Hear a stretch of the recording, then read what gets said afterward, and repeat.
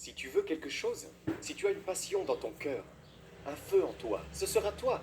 Ce sera toi qui te lèveras tôt, qui te couchera tard, qui courra des kilomètres, qui ira à la salle de gym, qui mangera du chou frisé et qui donnera le meilleur. Ce sera seulement toi, parce que la motivation extérieure ne peut durer qu'un certain temps.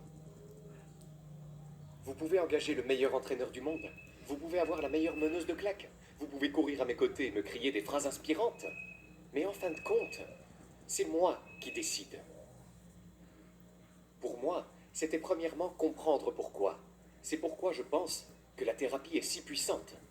Ce n'est pas le moment où tu t'assieds sur une chaise avec quelqu'un et que tu pleures sur toutes les choses. C'est ce moment où tu te dis « Oh mon Dieu, voilà la raison ». Si vous savez pourquoi, vous pouvez apprendre à contourner quelque chose. Mais je pense que si vous ne connaissez pas le cœur du problème, vous ne pouvez pas le dépasser.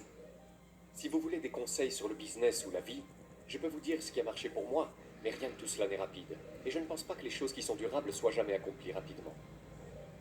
Les gens disent « je ne peux pas parce que » ou « voici la raison pour laquelle je ne peux pas ». Je leur réponds « ouais, moi aussi, j'avais toutes ces excuses ». Et ça ne veut pas dire que prendre la décision d'aller de l'avant, tout d'un coup, c'est devenu plus facile.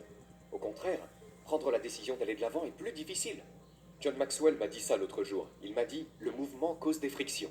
Toujours. Et donc, juste parce que vous prenez la décision d'aller de l'avant ne signifie pas que maintenant nous le faisons facilement. Non, maintenant vous avez toutes sortes d'autres problèmes. Quelles sont les choses pour lesquelles je ne suis pas désolé? Et en tant qu'ancienne flatteuse, j'ai lutté pendant des années pour m'assurer que tout le monde était heureux. Et l'idée que quelqu'un, mon mari, mes beaux-parents ou mes parents, puissent être déçus par moi était paralysante. Donc, j'ai fait beaucoup de travail, et il y a certainement des domaines de ma vie où je lutte encore avec cela. Mais il y a des domaines où je suis tout simplement sauvage à ce sujet. Et l'un d'eux pour moi est, je ne me soucie pas de ce que les autres pensent de moi pour avoir des objectifs et des rêves pour moi-même. Vous ne pouvez pas donner à quelqu'un la propriété de ce qui va se passer avec vous. Général sur les intentions. Les gens devraient-ils tenir un journal? À quel point doivent-elles être spécifiques? Oh ouais, je veux dire qu'en fait, c'est une de mes conférences préférées que j'ai écoutées de vous, ou des podcasts que vous avez faits où vous avez parlé du mindset, et de son importance et de l'impulsion pour changer votre vie de façon si énorme, parce que c'est tout. C'est tout.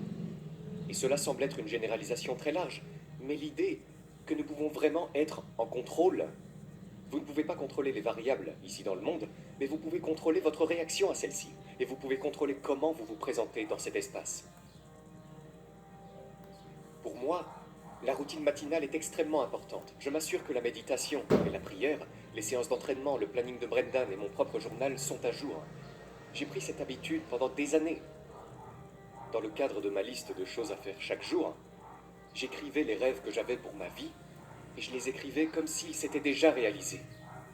J'avais entendu dire il y a des années lors d'une conférence que quelqu'un avait dit « Si vous dites que vous allez gagner 1 million de dollars cette année, tout votre cerveau va vouloir le faire. Or, vous avez déjà un tas d'autres choses à faire. C'est pourquoi cette phrase sort du lot. Mais si vous dites « J'ai 1 million de dollars » et que vous en êtes loin, votre cerveau va se réveiller et le remarquer. Et donc, chaque jour, pendant des années et des années et des années, j'ai fait cette pratique. Et c'est insensé. Si vous allez lire mes carnets d'il y a 5 ans, c'est la vie que j'ai aujourd'hui. C'est absolument fou.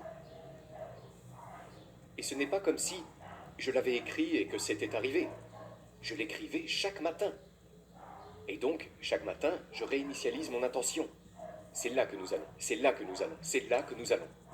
Et ce n'est pas seulement des choses comme je veux avoir un best-seller du New York Times, qui était un de mes grands rêves. C'est aussi écrire chaque jour je suis une mère exceptionnelle. Je suis une exceptionnelle épouse, parce que c'est la femme que je veux être.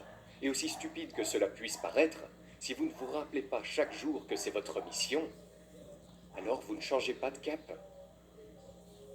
Et ce simple rappel, ça peut être quelque chose d'aussi simple que « Oh, je vais envoyer un SMS à Dave pour lui dire qu'il est sexy aujourd'hui » ou « Je vais écrire un mot pour mes enfants et le laisser sur leur oreiller.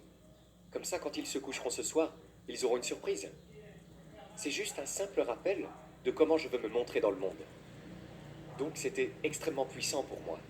J'aime aussi l'idée, et pardonnez-moi, je ne l'ai pas inventée, je ne sais pas de qui je l'ai entendu, mais je n'écris pas de liste de choses à faire, j'écris des listes de résultats à avoir, comme le résultat que vous voulez, et non la chose que vous devez faire. L'idée est que vous ne dites pas toutes les choses que vous voulez accomplir aujourd'hui, mais vous écrivez quel est le résultat que vous recherchez. Parce que, par exemple, il y a des années, quand j'étais organisatrice d'événements, ma liste de choses à faire aurait pu être comme envoyer des emails à ces 10 personnes, refaire leur portfolio, bla bla bla bla bla bla. Mais le résultat que je recherche, c'est d'avoir un nouveau client ou de gagner plus d'argent. Et si vous vous concentrez sur le résultat, vous pouvez trouver 50 façons différentes d'atteindre ce résultat sans vous embarrasser de toutes ces autres conneries que vous pensez être entre là où vous êtes et là où vous voulez aller. Et je me suis assise dans des réunions toute la semaine, avec de très grandes entreprises et des gens, et ils disaient à quoi ressemble l'avenir pour vous. Et il y a des années, j'aurais dit oh, je ne sais pas, vous savez, on verra ce qui va se passer. Et maintenant, je suis comme Oprah.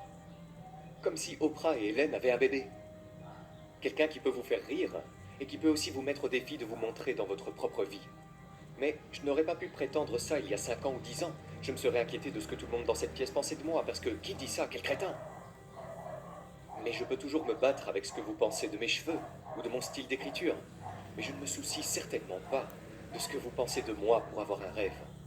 Et je pense que c'est l'une des choses qui paralyse le plus les femmes. Elles ont ce désir dans leur cœur. Elles veulent poursuivre quelque chose pour elles-mêmes. Et elles ont trop peur de ce que les autres pensent. Elles ont trop peur de ce que, par exemple, Marissa de la classe de 4e va penser d'elles parce qu'elles se sont inscrites à un semi-marathon. Elles ont trop peur de ce que leur belle-mère pense d'elles parce qu'elles veulent créer une entreprise. Et elles se noient dans la honte qui y est associée. Et personne n'appelle ça des conneries. Personne ne dit attends, c'est pas vrai. On est tous confrontés à ça. Et donc aucune d'entre nous ne peut avancer dans ce que nous sommes appelés à être, parce que nous sommes trop inquiètes de ce que vous pensez de nous.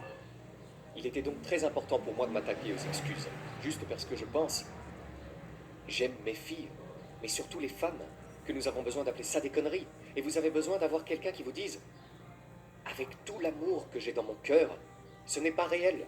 C'est quelque chose auquel vous avez décidé de vous accrocher, parce que ça justifie pourquoi vous êtes toujours au même endroit. C'est pour ça que je suis une battante, je devais être performante.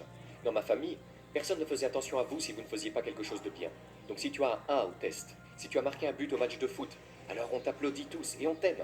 Et à la seconde où cette réussite est faite, on est de retour en famille pour s'amuser ensemble.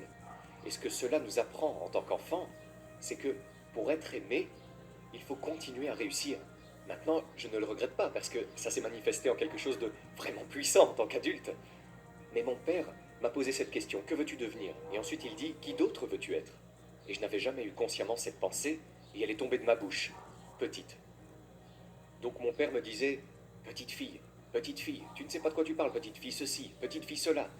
Et il voulait que je sois plus grande dans la vie quand les autres verraient, mais il croyait aussi que les enfants devaient être vus et non entendus. Toi, petite fille, tu ferais mieux de fermer ta bouche. Alors comment portez-vous cela?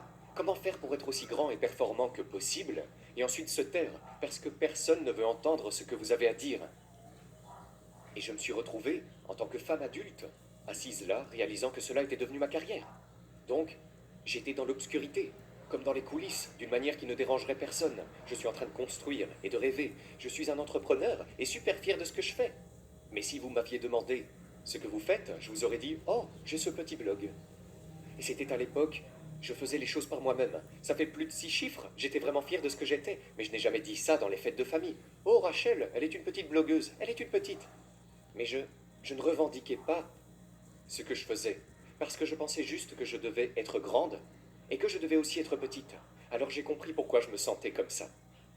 Et j'ai pris la décision, en tant que personne qui aime les gens, de ne plus chercher l'amour des autres de manière négative. Et la seule façon que je connaisse pour y arriver, c'est d'être tellement rempli d'amour pour moi-même. Je vais être tellement rempli d'amour pour mes beaux-parents, pour mes parents, pour tous les autres, que cela n'a pas d'importance si vous m'aimez en retour. Je vais t'aimer si fort, et ça n'a pas d'importance si tu m'aimes en retour. Parce que si j'ai assez d'amour pour nous deux, alors je n'ai pas besoin d'essayer de me façonner en quelqu'un de nouveau pour que tu m'approuves. Ce sont donc deux énormes prises de conscience auxquelles j'ai abouti.